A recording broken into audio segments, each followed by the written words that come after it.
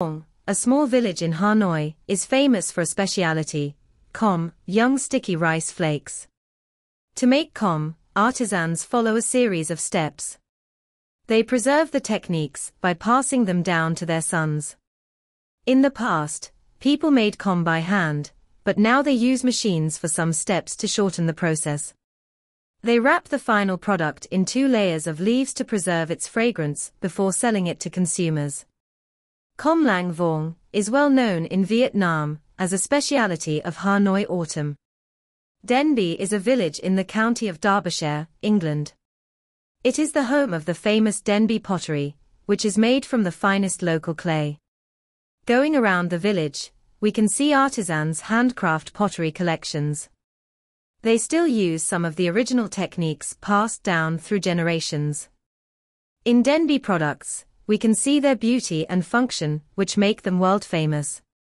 Today Denbigh is also a tourist attraction. Visitors can make pottery in workshops, or find out about the history of pottery in the museum. Teenovator is an annual competition by the City Teen Council. We ask teens to find problems of the city and suggest solutions. Here are this year's winners. They see that the more developed a city is, the more food people throw away. They suggest carrying out a project which turns food waste into energy. Students would sort their leftovers at school canteens. A nearby farm would come to take the food waste and process it into biogas. This team feels that many public amenities, particularly the city library, are not teen-friendly. They suggest a list of changes so that the library can attract more teens. Some of them include designing lively learning spaces for teens, and having teens' favorite desserts in the cafeteria. Helena realizes that there are too many vehicles around school gates. This is unsafe for children who walk to school. She suggests that the city authorities not allow cars at school gates at drop-off and pick-up times. In addition, they should not let motorbikes park on the pavement near school gates. When I was at school, I had to learn how to have a well-balanced life in order to reduce stress and anxiety. Below are some of the typical things I did. Firstly, I managed my time properly. I started to plan my schedule, made a weekly work list and gave priority to some of my work. This helped me concentrate my efforts on my most important tasks. In addition, I communicated with my family, friends, and teachers about my busy schedule and problems, so they would offer me additional support. I also took breaks appropriately, because they helped me keep away from stress and anxiety, and gave my brain a rest and improved my mood. Finally, I looked after my physical health. I got at least 8 hours of sleep a day. I played football with my classmates twice a week, and went for a walk with my grandparents early every morning. Besides, I also tried to follow a healthy diet. I ate a lot of fruit and vegetables. I ate little fattening foods and avoided junk foods like chips, cookies, pizza, etc. This workshop focuses on designing posters on Canva. You'll use your new skills to make a poster with any themes you like on Canva. We've got a lot of sample posters and poster templates to give you ideas. You'll have a chance to work with our experienced instructors, and to present your poster at the end, too. Our workshop is all about dealing with problems teens face in their daily life. You'll have a chance to talk about your own problems, and our counselors will help you solve them. We'll also share with you tips on time management, priority setting, and how to live a healthy life. This workshop shows you how to choose good ingredients and cook healthy dishes. You'll have a chance to practice choosing and buying meat and vegetables in a nearby supermarket. You'll also be able to cook some dishes at the workshop. Our professional cooks will give you feedback to improve your cooking. England's traditions have been around for hundreds, even thousands of years. English cuisine is among the deep-rooted traditions that English people are proud to keep alive.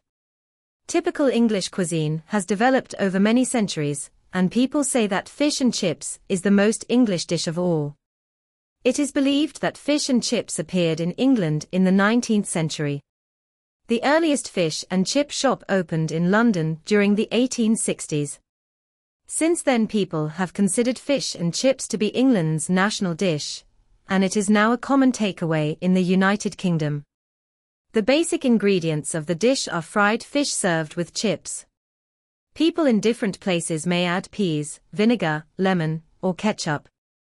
Fish and chips is served hot, as the main dish in England. Although there is oil and carbohydrates in fish and chips, it is healthier than other takeaway dishes. Now there are fish and chip shops in many countries, and it is becoming more and more popular in other countries too. Preserving and promoting fish and chips is the way English people keep themselves associated with the past. I had a hard 10-day course in an army camp in Sun Tay last summer. Everything was different from my life at home. We had to wake up at 5 a.m. and attended classes, which were like training courses for soldiers. In the evening, we read books or worked in teams. The team leaders walked us through many exciting activities. We also joined a performance that had the theme, Environment Protection. We could only call our parents once a day.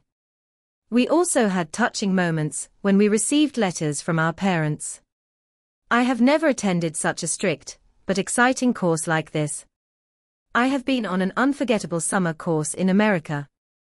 I stayed in Thornwood campus on the outskirts of New York City for 3 weeks. We had an enjoyable campus tour, attended English classes, and joined team activities. We all tried to communicate in English.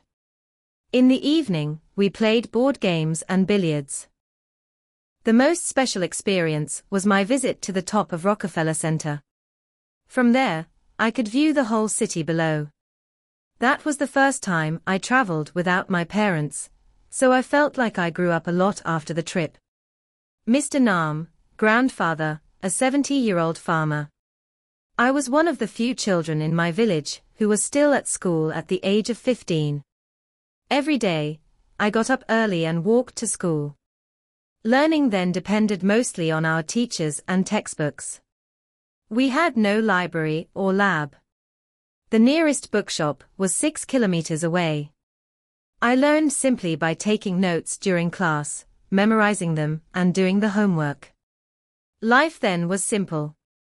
We rarely traveled outside our village, so we didn't know much about the world around us. My granddaughter, a 15-year-old student. Learning today is very different from my grandfather's time. It is easier and more convenient. Besides learning from teachers and textbooks, we use the internet. It provides us with various online sources such as documents, clips, and programs. Google helps us find the answers to almost any questions we have. The internet also allows us to pursue our own interests. Learning has become more independent. Although most children in my village have fewer private learning facilities than the students in the city, we are still luckier than my grandfather's generation. We have TVs to watch at home and a library and computers at school. Not long ago, open-air markets played an important part in the lives of the Vietnamese. Wherever there was open space, the local people could start their own market. There, you could find almost everything from local homemade and homegrown products to those that the sellers bought wholesale from somewhere and resold them for a profit. Since the locals went there nearly every day, they knew one another, and the sellers even remembered the customers' preferences. Then supermarkets came and soon became popular. There are many reasons to explain their popularity. First, they offer a cool and large shopping site. Shoppers can spend hours in them without worrying about heat or rain. Second, they provide shoppers with a wide range of goods, from foods and kitchenware to cosmetics and pet care products. People do not have to move from shop to collect all the things they need. Nowadays, many supermarkets even offer home delivery service and online shopping, which makes shopping even easier. If you haven't decided on where to travel this holiday, consider the Dolomites.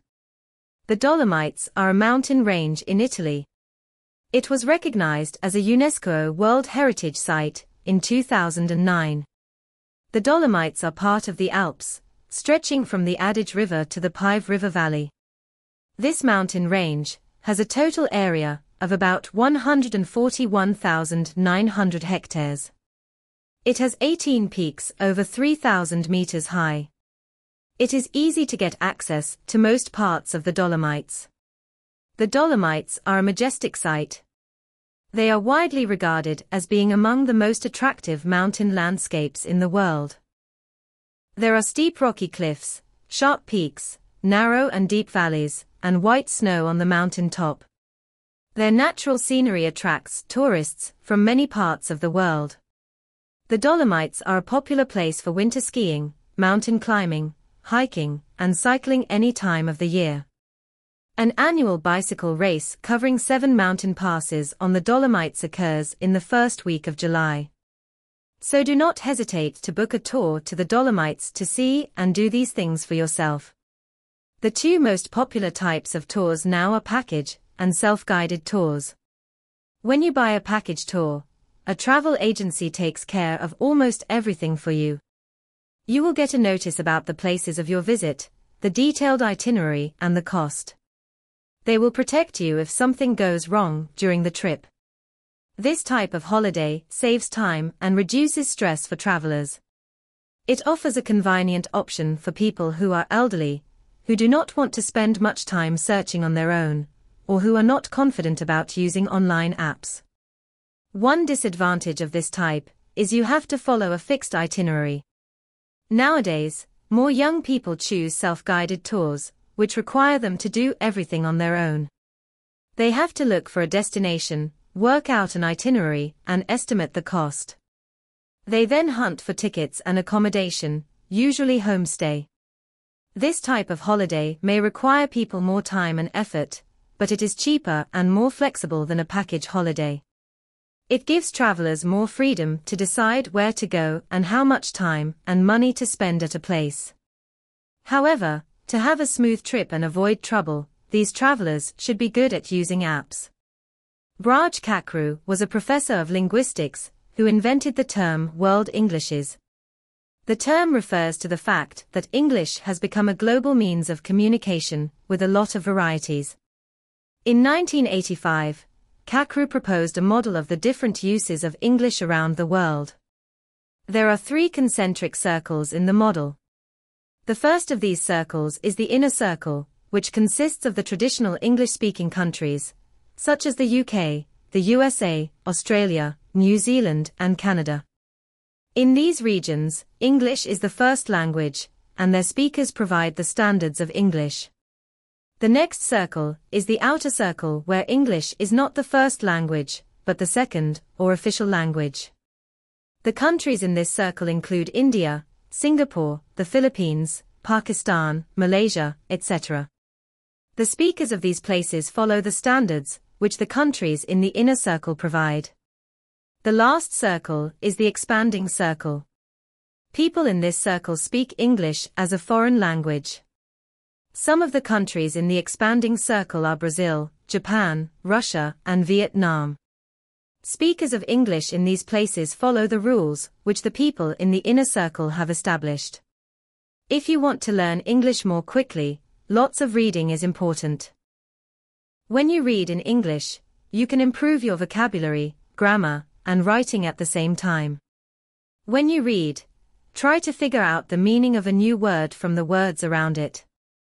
Even if you are not always correct, it is good to practice thinking about what a new word might mean. You may need to learn the meaning of a word or phrase. The more words you understand, the better you will be able to read. A dictionary, hard copy, or online version can help you find the meanings of words which are new to you. You should keep a list of new words, their definitions, and a sentence for each word which shows how to properly use it. You can keep this vocabulary list in a notebook you always have with you. This helps you to revise what you have learnt wherever you are. Plants and animals are an essential part of Earth's ecology. When we speak about a specific habitat and time, we refer to them as flora and fauna. Flora refers to plants and fauna refers to animals. They are fascinating to study due to their beauty and significance to human life. First, the flora and fauna on Earth create an ecological balance, making life possible for humans. Flora releases oxygen for humans. The carbon dioxide we breathe out is vital to plants. Humans also rely on the plants and animals for food, medicine, and water. Second, plants and animals combine to create a food chain. In the food chain, the animals play an important part. They feed on plants and, in turn, are the prey of other animals. Their droppings become fertilizers for plants. Finally, plants and animals add a lot of beauty to our Earth. People love and appreciate the natural beauty, the relaxed feeling in green spaces and water areas. However, plants and animals are facing habitat loss, pollution, and climate change. To protect them, we should raise people's awareness of their significance, stop hunting, plant more trees, and build nature reserves for our wildlife. You can do a lot of things with this small smartphone. This light, stylish phone has a special self-portrait feature that helps you send great photos of yourself right away. Its camcorder will record important moments, so you can share them with friends. Besides standard text messaging and phone calls, it can keep you connected through emails, video calls, and social networking apps.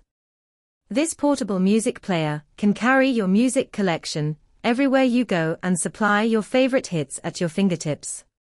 Listen to up to 24 hours of high-quality music wherever you are, on the bus, in the car, or at the gym. The portable music player allows you to store up to 5,000 songs and even play games. This smart window shade doesn't only help you control how much light comes into your house, but it also saves money by preventing heat or cold from entering our house. It's an excellent option for those that have trouble controlling the temperature of their houses. It can also give additional privacy to apartments by blocking out light as well as unwanted views. When you turn 15, you should start thinking seriously about your career. However, making career choices can be challenging, especially in this changing world. Assembly workers and ticket sellers, whose jobs are repetitive, are being replaced by machines. However, technology has also created new jobs, such as software engineers and online teachers. Besides, beauty jobs like nail artists and hairdressers are becoming popular because people want to take better care of themselves. Computer skills have become a must for many jobs. For example, doctors need to keep digital medical records of their patients. People also collaborate with each other so often that teamwork and communication skills are now increasingly important. Many teenagers are willing to take vocational courses instead of going to university. Training can be both face-to-face and online. Opportunities to learn new skills are open to everyone provided that they have inquiring minds. In the future, there may be even more changes in the world of work. It's a good idea for you to work well in teams, keep on learning and have good computer skills. By doing so, you can move confidently on your career path. Invasive species are the foreign plants or animals which come into a place and badly affect it. Invasive species can harm local living things and people's health. In the 1970s, fish farmers brought silver carp into the United States with the hope to improve water quality in fish ponds. Many carp then escaped into the Mississippi River. They have gradually taken over the resources of paddlefish in the river. Their population have grown so rapidly that paddlefish don't have enough food and are dying out. Water hyacinth, which is native to South America, came to Africa in the 1980s. At first, people planted it for its beautiful purple flowers. Since then, the plant has spread very quickly and covered Lake Victoria, the largest lake in Africa. Water hyacinth blocks the flow of lake water and creates homes for mosquitoes and insects. Since invasive species cause many types of problems, there should be stricter laws to stop people from taking plants and animals to a new place. How are you? In your last email, you asked me about places of interest in my community. Now I'll tell you about them. I live in a suburb of Hanoi. Although it's a small community, there are enough places of interest. Near my house there are 2 parks with a lot of trees and sports facilities. People of all ages go there to enjoy the fresh air, do exercise, and play badminton or basketball. I also go to these parks to play badminton with my brother. Another place which people like in our community is the local library. It has many new books of all kinds. In addition, it holds different activities for book lovers, such as book review competitions or meetings with famous authors. Therefore, it attracts a lot of readers each weekend. When you visit Hanoi, I'll take you to these places. Tell me about the places of interest in your area in your next email. Nowadays, delivery people are commonly seen in our city. Of all the delivery people who deliver us parcels, our family likes Mr. Nam the most. Mr. Nam is about 40 years old and usually wears a yellow uniform. He is a kind, friendly, and responsible person. Before he brings a parcel to our house, he always calls to check if we are at home. I still remember one day when we were in Ho Chi Minh City, Mr. Nam called my father several times until my father answered his call. He told us that we had a parcel. As we were not at home, my father asked him to leave the parcel with our neighbor. Mr. Nam found our neighbor and called us before giving the parcel to her. He also allowed us to transfer money to him by online banking. My father sometimes talks to him, and he happily shares about his life and work. Sardinia is the second largest island in Italy. It is famous for its beautiful nature and a variety of ancient crafts. One of the crafts that makes the island well known is basket weaving. This is considered one of the most remarkable handicrafts on the island because it combines manual skills and natural resources. Baskets are usually woven by Sardinian women. They have handed down the techniques from generation to generation. The shapes and dimensions of the baskets are different according to the technique, the area of production, and the kind of material used. They use various natural materials such as willow, palm, straw, and hay. In the past, people hung the baskets on the walls of their houses, or displayed them on shelves like artwork. Today the baskets are used in homes or used for decorative purposes. People really appreciate the craft, because nowadays it is increasingly rare to find good quality baskets like these. Sardinian people believe that basket weaving is a dying skill, and they hope to preserve it in the future. The local newspaper carried out a survey with city dwellers about how to make the city a more livable place.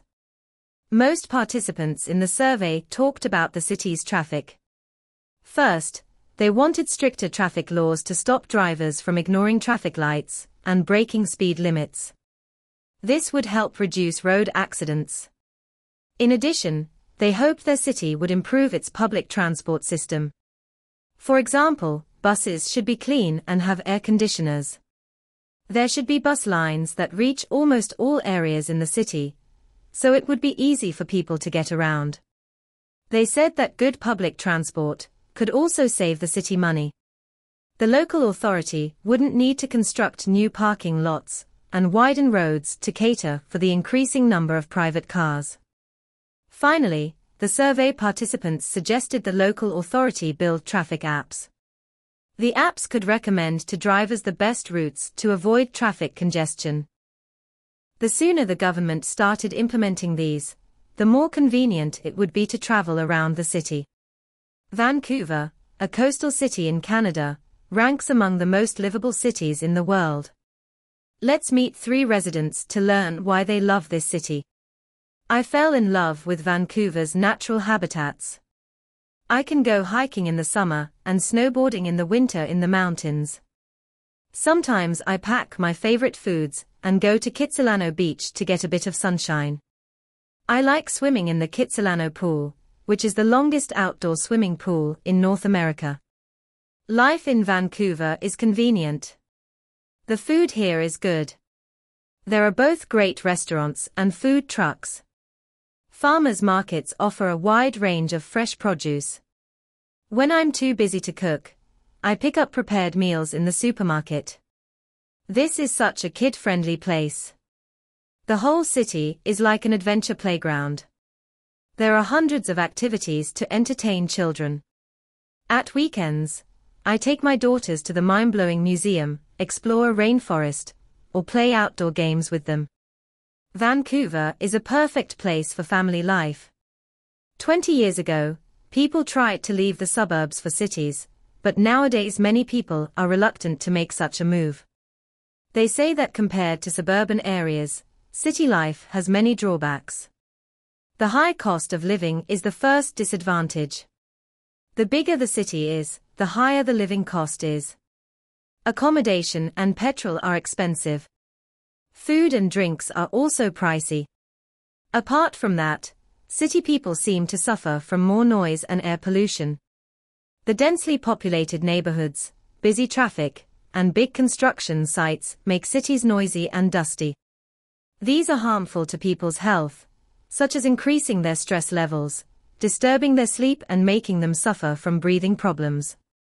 Lack of space is another drawback of city life. House prices are high in the city, so people tend to live in smaller houses or in apartment blocks. Many cities lack spaces for outdoor activities, therefore, teenagers often hang out at shopping malls or in entertainment complexes, instead of doing sports outdoors. The city's authorities are trying to overcome these problems. However, they still have a long way to go before they can reduce living costs and pollution, and increase green space to make all cities in the world more livable places. We can manage our time effectively by following some of these strategies.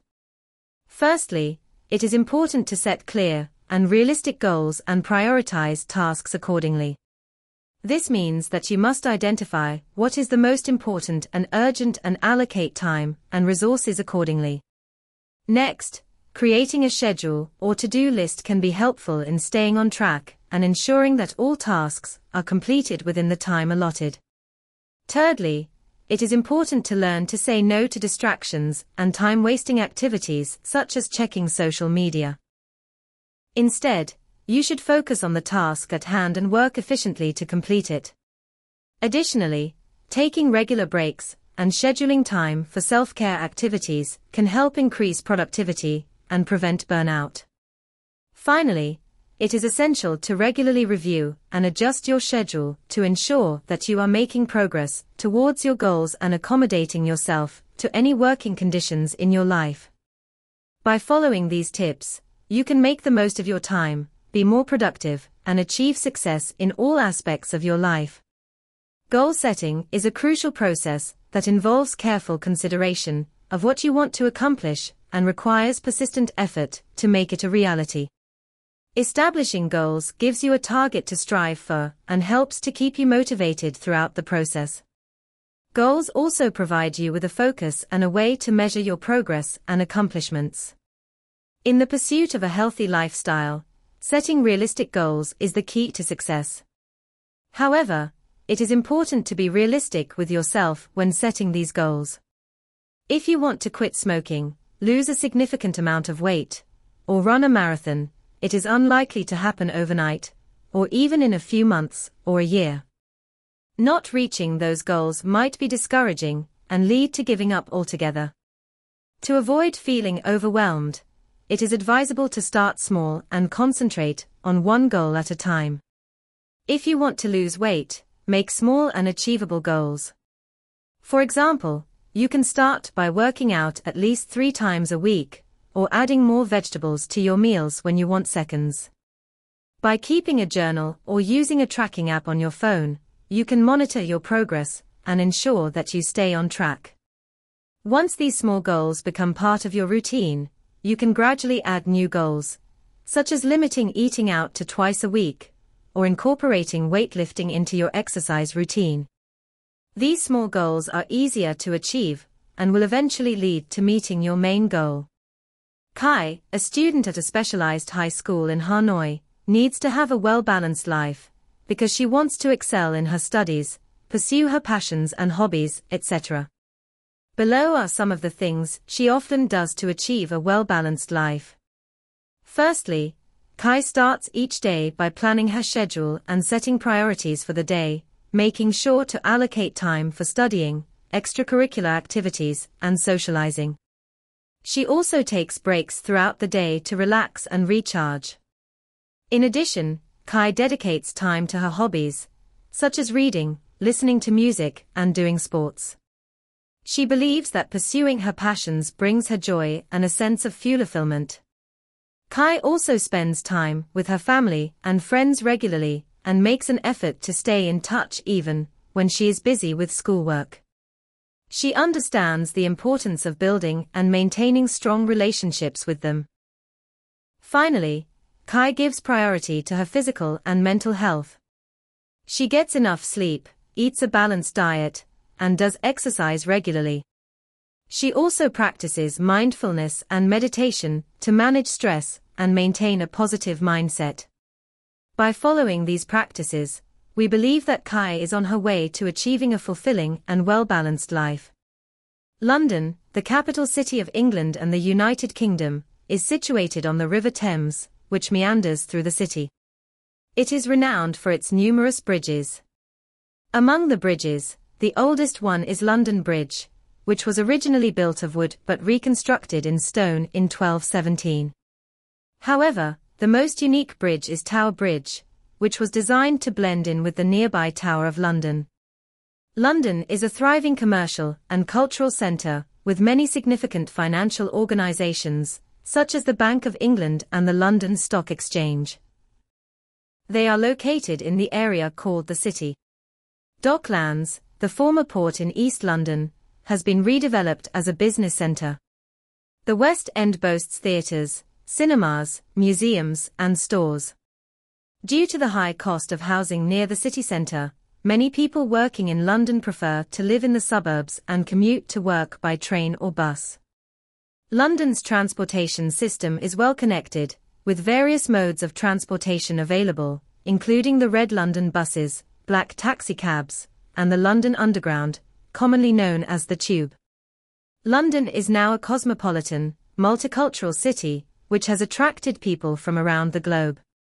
Although some people from other parts of Britain view it as very noisy and dirty, many others visit London only for the bright lights, the theatres round Shaftesbury Avenue, or the shops of Oxford Street. People also take their children to visit Buckingham Palace, where the royal family lives, and the Clock Tower, from which Big Ben tolls the hour. Young people, on the other hand, are lured to the pubs and comedy clubs of Covent Garden, live music concerts, and the stalls of Camden Market. I live in a small town of Millbrook in the rolling hills of upstate New York. It is a livable community of just over 1,500 residents. Despite its small size, Millbrook has a rich history and vibrant cultural scene with numerous galleries, restaurants, and boutiques on its charming main street. It is home to a diverse range of residents, from young families to retirees, and boasts a strong sense of community spirit. Every year, residents come together for events like the Millbrook Farmers Market and the Millbrook Literary Festival, which celebrate the town's agricultural heritage and literary tradition. In spite of its rural setting, Millbrook is well connected to nearby cities like Poughkeepsie and New York City, making it an attractive place to live for those seeking a peaceful retreat from urban life. Overall, Millbrook is a warm and welcoming community, with a strong sense of place and identity. In the 1800s and early 1900s, most children went to school in one-room schoolhouses. At that time, most people lived on farms. The farms were spread out. One-room schoolhouses were built because there weren't many children in the farm areas. Most of the one-room schoolhouses only had about 15 to 20 children. The one-room schoolhouses had just one teacher. That teacher instructed all students from the age of 5 or 6 up to ages 13 or 14, or even older. The teacher also taught all subjects. In one-room schoolhouses, students did a lot of reciting and memorizing. Reciting means that they said out loud what they learned. The teacher would ask a question, and the students would stand up and recite the answer. Students also did a lot of memorizing. They were often asked to memorize poems. They had to memorize famous speeches and important facts, too. Edinburgh is the capital city of Scotland. It has enormous historical significance. Located on the east coast of Scotland, Edinburgh proudly offers a window to the past. For many people, this city is an exciting mix of something traditional and something modern. Edinburgh has been Scotland's royal city since 1437. Most of Edinburgh's sites are within two districts, the Old Town and the New Town. The medieval Royal Mile stretching for over a mile from Edinburgh Castle to the Palace of Holyrood House dominates the city's central area.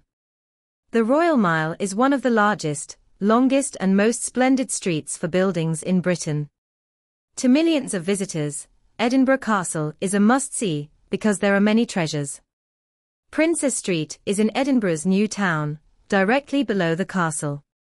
Next to Princess Street, in the shadow of Edinburgh Castle, lies the green Princess Street Gardens.